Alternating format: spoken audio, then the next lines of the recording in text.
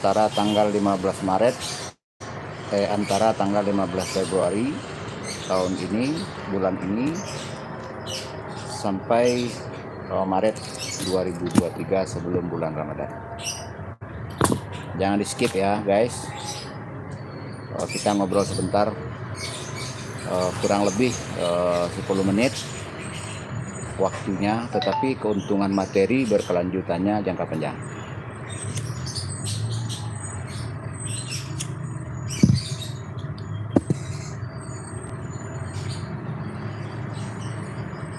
Untuk selengkapnya silahkan dimasuki beberapa konten sebelumnya, baik itu 10 konten terbaru maupun 10 konten terlama, terpopuler ya.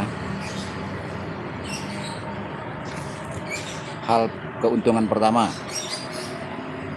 yaitu membuka wawasan, pengetahuan, pemahaman sehubungan definisi kosakata adat, budaya, adab, dan agama. Masing-masing definisi, masing-masing kosakata kita berdialog secara sejarahnya, maknawinya, hukumnya, manajemennya. Berikut plus rujukan minimal 4 versi sejarah Minang. 4 versi ini dengan tempat yang sama, ya, tokoh yang sama, era kerajaan yang sama, era kesultanan yang sama, era penghulu datuk yang sama, tetapi lokasi berbeda. Itu nanti bisa kita copy bersama-sama untuk disimak ulang sepeninggal saya. Itu yang pertama. Yang kedua adalah kita bisa menindaklanjuti era kesultanan, era kerajaan masing-masing untuk diajukan kepada Mahkamah Adat, Dewan Adat, kepada Kesbangpol, Menkumham, Dinas Kebudayaan, Dinas Pariwisata untuk mewujudkan, untuk melestarikan kesultanan masing-masing yang sebelumnya adalah jalur kerajaan. Itu yang salah satunya adalah di Pasaman, beberapanya lagi ada di Sumpur Kudus, Kesultanan Alit Kalifatullah. Itu keuntungan materi berkelanjutan bagi saudara-saudari masing-masing, bagi kita bersama. Pertanyaannya, apa keuntungan buat pribadi saya? Berpulang ke pribadi masing-masing, karena saya berkesimpulan, berpengetahuan, pemahaman, butuh biaya, butuh waktu, dan sampai seumur hidup sampai saat ini. Baik, langsung. Yang ketiga adalah keuntungan untuk penghulu datuk supaya bisa mengelola hak ulayat masyarakat suku, masyarakat kaum, dan hak ulayat di suatu kenagarian, supaya jangan dicaplok oleh atas nama ulayat nagari atau ulayat negara. Ya. Yang selanjutnya, yang keempat, keuntungan bagi muda-mudi, pemerataan pengetahuan, percepatan pemerataan pengetahuan, pemahaman adat, budaya, adat, agama, sejarah, menawi, hukum, manajemen. Ya, sangat bermanfaat pengetahuan, pemahaman. Kita sebagai pewaris harus bertanggung jawab menjaga dan memelihara, dan harus tahu, harus paham, harus kenal, harus sadar apa yang kita warisi, apa yang kita pelihara dan jaga. Ya, 082179045777 HP biasa plus WA untuk kita berkoordinasi di lapangan. Ya, saya menuju Sumbar dari Bandar Lampung Kota butuh waktu, butuh biaya, butuh banyak resiko, meninggalkan istri dan anak juga usaha. Jadi sangat wajar saudara-saudari menggalang dana banyak sedikitnya.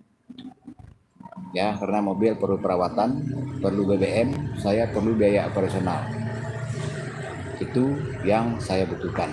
Kalau keuntungan berkelanjutan untuk saudara-saudari, itu jangka panjang, bisa saudara-saudari wariskan kepada keturunan mendatang.